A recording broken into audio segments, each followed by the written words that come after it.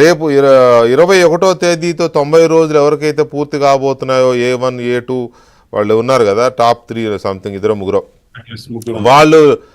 వాళ్ళకి బెయిల్ వచ్చే default bail వచ్చే ప్రమాదం ఉంది కాబట్టి ప్రిలిమినరీ బెయిల్ వాళ్ళు వేశారని అనుకుంటున్నాం కదా.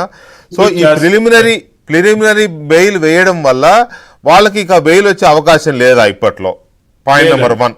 పాయింట్ నెంబర్ 2, మిథున్ రెడ్డికి ఇప్పుడు అరెస్ట్ చూపిస్తారు, రేపో ఎప్పుడో మ్యాజిస్ట్రేట్ గారి దగ్గర ప్రొడ్యూస్ చేస్తారు కదా, ఆయనకి మ్యాజిస్ట్రేట్ గారి దగ్గర రిమాండ్ ఇవ్వకుండా రిజెక్ట్ చేయడం కానీ, లేకపోతే రిమాండ్ ఇచ్చినా కూడా మళ్ళీ 2 రోజులకో 3 రోజులకో మళ్ళీ బెయిల్ ఇవ్వడం కానీ ఇటువంటి అవకాశాలు లేవా?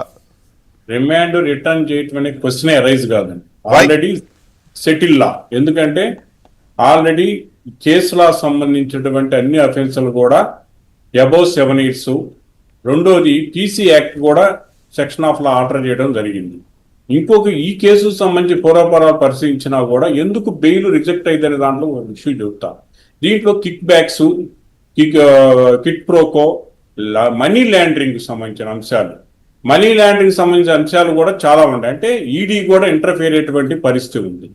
ఈడీ ఇంటర్ఫియర్ అయిన తర్వాత మళ్ళీ దాని నుంచి తప్పించేటువంటి పరిస్థితి ఇన్ని కోణాల్లో ఉన్నప్పుడు, అట్లాగే ఈ సంబంధించిన టెక్నికల్ ఎవిడెన్స్ ఏదైతే అవైలబిలిటీ ఉందో, ఈ సెల్ ఫోన్ సీజ్ చేసే విధానం కానీ, దాని నుంచి మళ్ళీ ఆ సెల్ ఫోన్లో కన్సల్ట్ సర్వీస్ ప్రొవైడర్ దగ్గర వీళ్ళు కలెక్ట్ చేసే ఎవిడెన్స్ కానీ, అట్లాగే ఈ హార్డ్ డిస్క్ సంబంధించినటువంటి విచారణలో భాగంగా ఈ ట్రావెల్స్ జరిగినటువంటి మనీ ట్రాన్సాక్షన్ జరిగినట్టు దాంట్లో కానీ, ఇవన్నీ కూడా విచారించాలంటే దీనికి సంబంధించి మొత్తం కూడా కీ రోల్ ఆయనే చేశాడు కనుక, దాంతో పాటు వీళ్ళందరూ సహకరించారు కనుక, అట చెవిరెడ్డి భాస్కర్ రెడ్డి గారు కానీ, చెవిరెడ్డి గారి పిల్లలు కానీ, ఆయనకు సంబంధించిన వ్యక్తులు కానీ, ఇవన్నీ వీళ్ళందరూ కూడా రోల్ క్లారిటీ ఉంది కనుక డెఫినెట్ గా ఈ బెయిల్ కనుక ఇప్పుడు ఇస్తే రేపొద్దున ఏదైనా విట్నెస్ని ఇన్ఫ్లుయెన్స్ చేసే పరిస్థితి ఉంది. They are all well influenced persons కనుక ఆ దిశలో ఆలోచించినప్పుడు ఫర్దర్ ఇన్వెస్టిగేషన్ కోఆపరేట్ చేయాల్సినటువంటి పరిస్థితి ఉంది కనుక ఇప్పుడైతే బెయిల్ ఇచ్చేటువంటి పరిస్థితి అవకాశాలు లేవండి.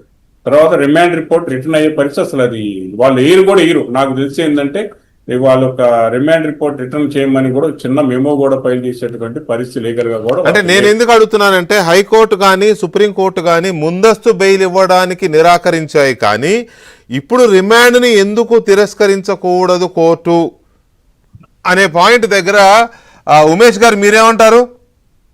ఖచ్చితంగా లేదండి, అవకాశం లేదు. ఇందాక నేను ఇనీషియల్ రిమార్క్స్ లో చెప్పేటప్పుడు కూడా ఇది నేను కొద్దిగా